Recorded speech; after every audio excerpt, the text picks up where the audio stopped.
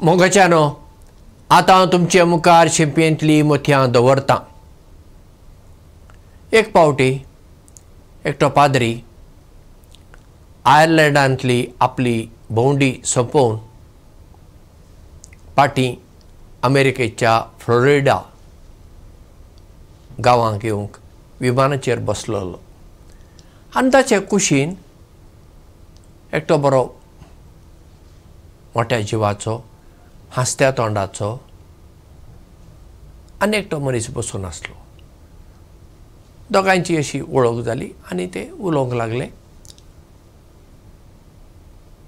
आनी ताच्या कुशीन बसून आसल्या मनशान ह्या पाद्रीक म्हणलें, फादर,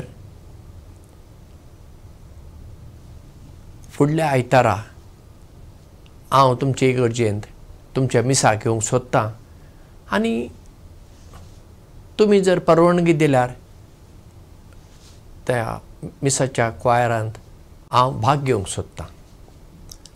तेन्ना तो पाद्री म्हणटा, ना तें जावचें ना, कित्याक आमचे इगर्जेंत सगळी जबाबदारी वांटून दिल्ली आसा आनी सगळें कोणें गावंक जाय, कोणें वाजोवंक जाय हें सगळें ठरयलें आसता आनी तातूंत म्हाका आतां बदल करूंक मन ना, सगळें बरे भशेन चलता अशें म्हणालो. तेन्ना ताच्या कुशीन बसलो हो मानेस्त म्हणटा, हां बरें फादर, वय तुमी सांगतात तेंय सारकें. आतां मदेगात बदल केलो जाल्यार सगळें तांकांय हातूंत गायन मंडळांत आसल्यांक बरें लागचें ना. बरें आसूं, पूण फुडल्या आयतार हांव तुमच्या मिसाक येतलों.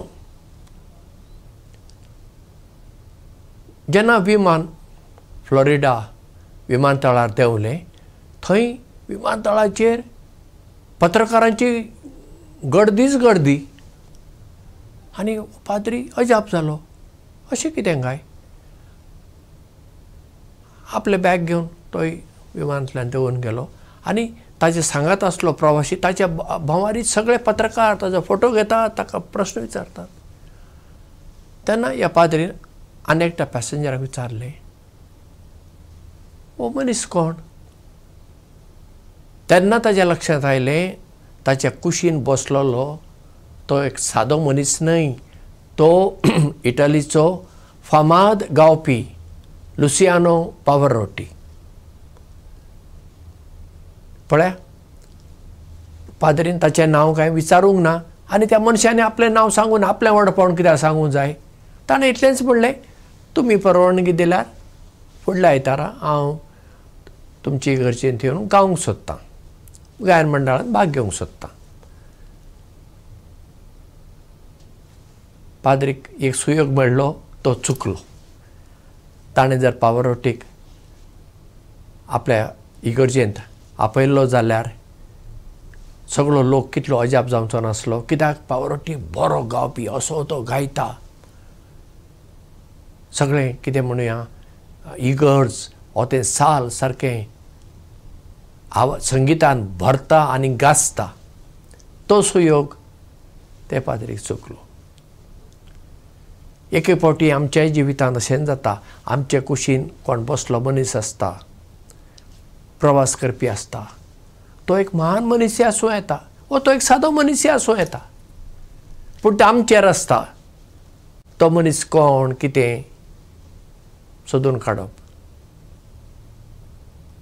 कित्याक सादे कपडे घाल्लो मनीस जिवितांत सादो आसता अशें ना आनी सूटबूट घाल्लो मनीस जिवितांत व्हडलो आसता अशें ना.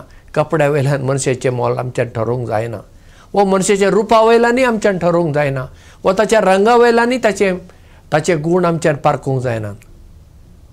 मनशाक पारखुपाचें हें एक देणें आनी तें आमी कितलें वापरता तितलें तें वाडटा. मनशाक सोंपेपणी पारखूंक जायना. ती एक कला, ती एक विद्या, खूब अणभव जाय. एक एक फावटी आमी एक एक मनशा विशीं चुकीचे विचार करता आनी एक एक फावटी आमी तांचे विशीं सारकें पारखून सारके विचार करता. म्हणटच कोण मनीस कसो ही पारखुंची विद्या आसा पळया ती आमी आपणावंक जाय. ताचो आमकां खूब फायदो जाता.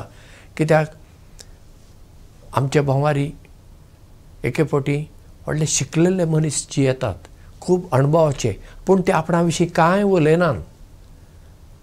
आमीच तांचे विशीं सोदून काडचें पडटा आनी तांच्या विचारांचो, तांच्या अणभवाचो, तांच्या शिकपाचो, तांच्या गुणांचो आमी फायदो आमच्या खातीर न्हय पूण समाजा खातीर काडूंक जाता. म्हणटच केन्नाच आमी मनशाचें मोल ताच्या न्हेसण्या वयल्यान न्हय, ताच्या रंगा वयल्यान न्हय, ताच्या भायल्या रुपा वयल्यान करचें न्हय, पूण ताच्या गुणां वयल्यान आनी ताची ताकद कितें, ताची देणी कसली, ताचेर आदारून मनशाचें मोल आमी करूंक शिकुया. देव बरें करूं आनी मोग आसूं.